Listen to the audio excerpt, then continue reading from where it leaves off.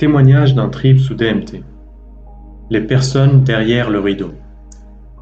M'enfonçant profondément dans le flux et le reflux visuel de la DMT, je viens de traverser le mince tissu du fractal visuel fantasmatique.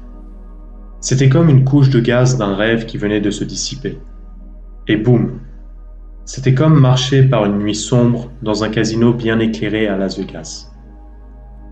J'avais l'impression d'avoir pénétré dans les coulisses d'un théâtre rempli de différentes pièces. Tout était fait de couleurs primaires, poussées à son plein potentiel. Les images étaient claires, nettes et vives.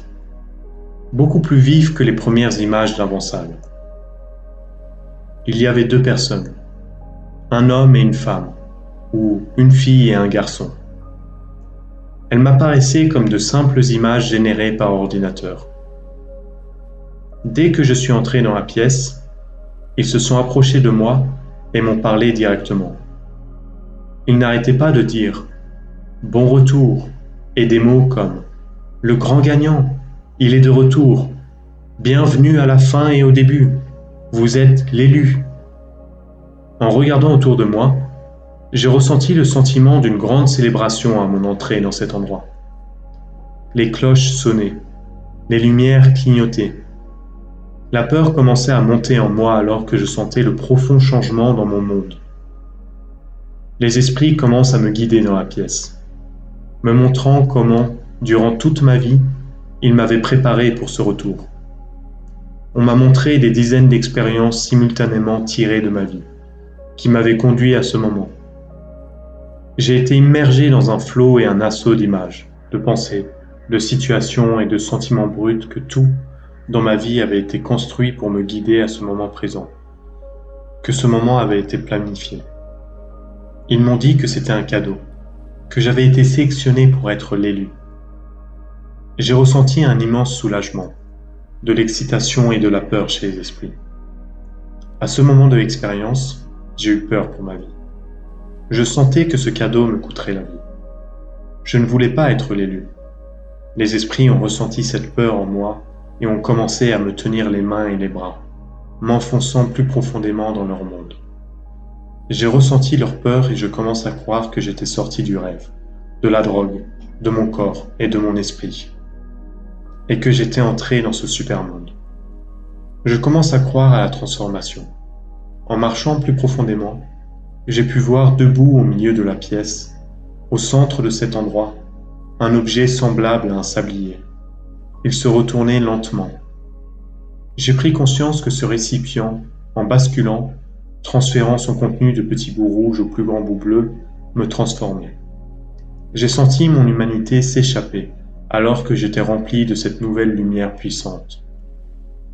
Une lumière de plus grande perception, de clarté. C'était comme si je rentrais à la maison. Cela me semblait familier. J'avais l'impression de me réveiller d'un rêve creux et pâle de la réalité. Je me sentais comme Dieu et tout-puissant. J'ai réalisé que ce cadeau n'était pas seulement un cadeau, mais également une condamnation à mort pour mon corps physique.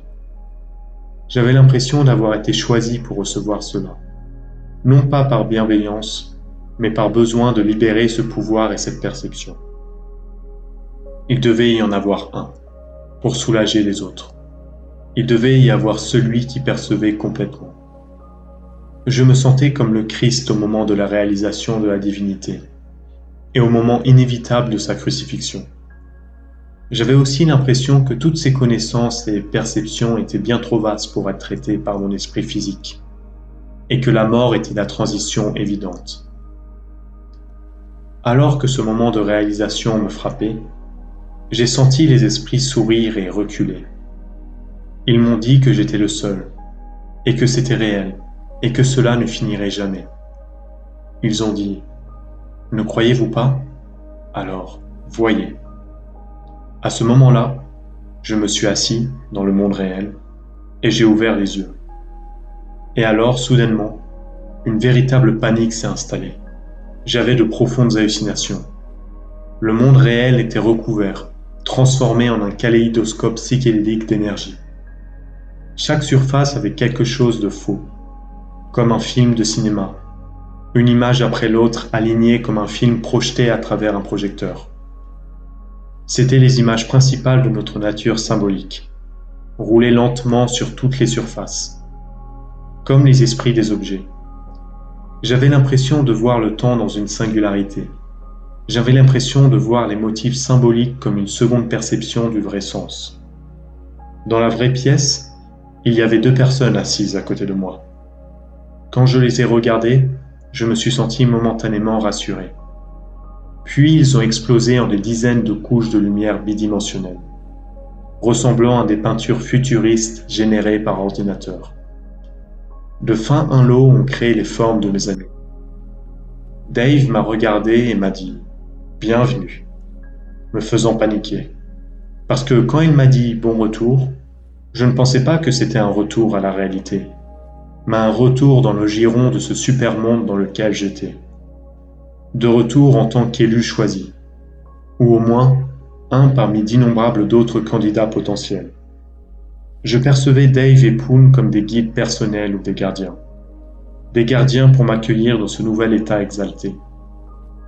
Ce moment m'a complètement déconnecté de la réalité que nous avons l'habitude de connaître tous les jours. Les esprits m'amenant à croire que mes hallucinations étaient la vérité. J'ai eu une fois de plus le sentiment fracassant de gagner, d'être choisi et d'être obligé de recevoir cette sentence non désirée de vision totale.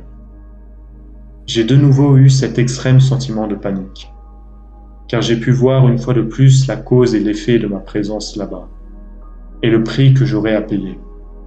J'étais le grand gagnant, et le prix de mon cadeau serait une transcendance perceptuelle, mais une mort physique. À ce moment-là, j'ai ressenti un sentiment d'effondrement, alors que je m'abandonnais à l'expérience, acceptant mon destin. Je me souviens avoir pensé que le sablier s'était tourné un peu plus loin, et que je sortais de cette vie pour aller vers ma nouvelle. J'ai dit à voix haute que j'étais en train de mourir. Puis j'ai perdu contact avec mon corps, mon moi, mon existence, et j'ai commencé à dériver. Dave a ensuite touché ma jambe. Je me souviens avoir été ramené dans mon corps et avoir pensé « Au diable tout ça, je ne vais pas mourir. Pas encore. » Et j'ai senti les esprits sourire autour de moi en me regardant. J'ai ressenti de la peur. J'ai ressenti l'exaltation de mes visions. J'étais de retour dans la salle des esprits. Même si cet endroit était vibrant et psychédélique, il était à ma portée de le comprendre. Les esprits ont commencé à me présenter comme étant un gagnant et l'élu. J'avais l'impression qu'ils me ramenaient dans le couloir, pour ouvrir ces visions emblématiques et électriques qui me conduisaient jusqu'à ma mort. J'ai alors de nouveau dit à voix haute « Je suis en train de mourir ». Ce à quoi Dave m'a répondu que 3 minutes de plus et tout ira bien. 3 minutes de plus, 3 minutes de plus, c'était comme un radeau de sauvetage que j'ai fait sortir de ce monde. Dès que j'ai pu croire que dans 3 minutes supplémentaires, je serais à nouveau normal, tout a commencé à s'estomper. Je me sentais maître de mon corps et de ma vie. Lentement, je suis sorti de leur monde pour revenir à travers le monde vaporeux des couleurs et des motifs. Avec un peu de bienveillance supplémentaire de la part de mes amis, j'ai pu me réveiller et me séparer de ce moment. Je vibre encore de cette expérience. Je suis très reconnaissant d'avoir été avec mes amis.